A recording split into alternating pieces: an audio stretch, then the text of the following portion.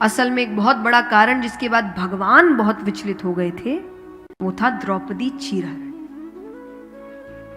उसके बाद भगवान बहुत क्रोधित हुए थे क्योंकि ऐसा अपमान नारियों का उस समय तक राक्षसों ने भी नहीं किया था।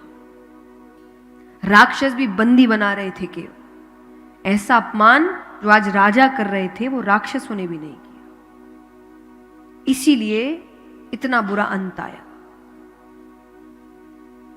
तो यहां पर महाभारत का प्रसंग है। अब लड़ाई झगड़े तू मैं चल रही है।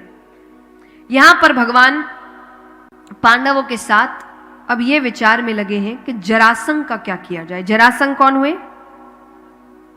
कल बताया मैंने, कंस के ससुर। बहुत परेशान, इसी की वजह से भगवान ने द्वारिका नगरी बसाई। बहुत परेशान कर रहे हैं भगवान को, बहुत पापी, पर पाप का घड़ा भर नहीं रहा। क्यों? क्योंकि वो दान बहुत करते थे। दान करने से आपके पाप कटते। अब आप इससे कोई आइडिया ना लगाए,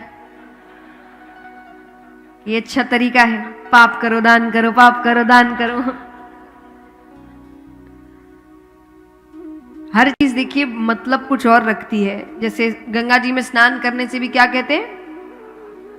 पाप धुल जाते हैं। ऐसे थोड़ी होता है आप किसी के साथ गलत करके आगे गंगा जी में डुबकी लगा लेंगे और पाप धुल जाएंगे।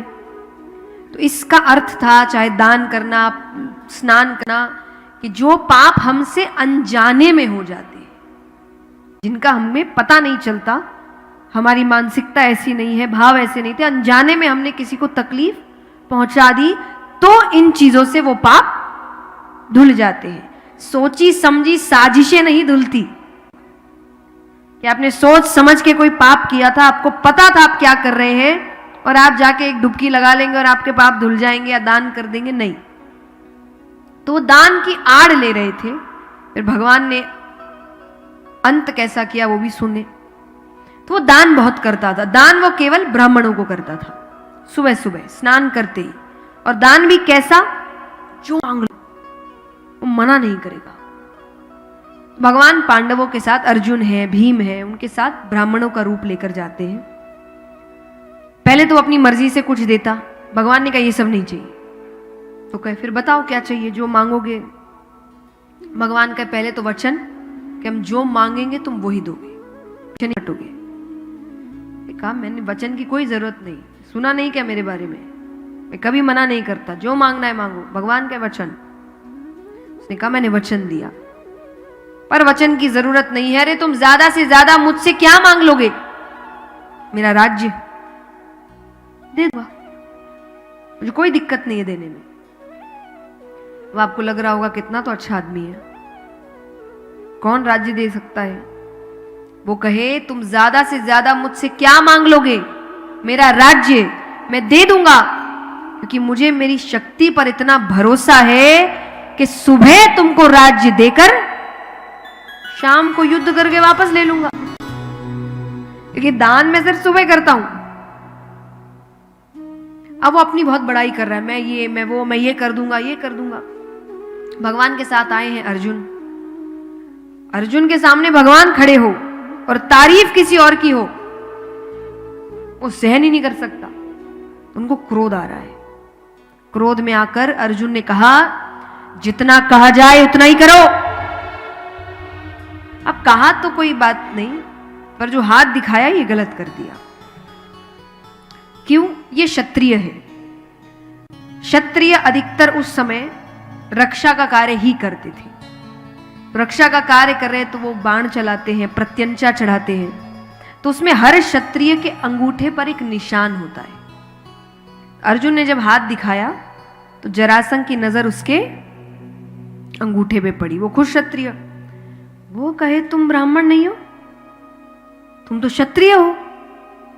अब इनको लग रहा है कोई बहरूपी आए हैं, तो सेना आ गई। भगवान अर्जुन की तरफ देखे, अच्छा खासा काम चल रहा था, सब अपने असली रूप में आते हैं। जरासंध कहे कृष्ण क्या चाहिए तुमको? भगवान के युद्ध करना है, पर मल्ल युद्ध, सिर्फ मैं तुम। अब सेना बीच में नहीं आएगी। जरासंध कहे यही बात सीधे सीधे आके कह देते तो मैं पीछे हट जाता क्या। देखिए अब इलाका जरासंध का है, भगवान सिर्फ कुछ पांडवों के साथ आए हैं, तो भगवान का आदर कर रहा है, तो वो कहे सीधे सीधे कह देते, मैं मना कर देता, पर क्या करे, इसको कोई काम सीधा करने की आदत जो नहीं है, हर काम तो टेढ़े करे इसने। जन्म कब लिया? मध्य रात्रि। अरे थोड़ी देर रुक जाते, सुबह हो जाती, सबकी नींद खराब की। कहां लिया जन्म? जेल में, जन्म लेने की जगह है। अरे जरासंध कहे भगवान बने फिरते हो, कुछ भी लीला करते कि देवकी माता को थोड़ी देर के लिए महल जाना पड़ जाता, पर जेल के अंदर जन्म लिया। खड़े टेढ़े होते हो, श्रृंगार टेढ़ा करते हो, मुकुट टेढ़ा रखते हो, नाम भी ऐसा रखा है जिसको कहने में जीभ को टेढ़ा करना पड़े। अर्जुन कहे इसीलिए कहा जाता है टेढ़े आदमी के साथ नहीं लगना चाहिए। भगवान के मेरी तारीफ हो गई तो युद्ध करे। जरासंध कहे तुमसे नहीं करूंगा।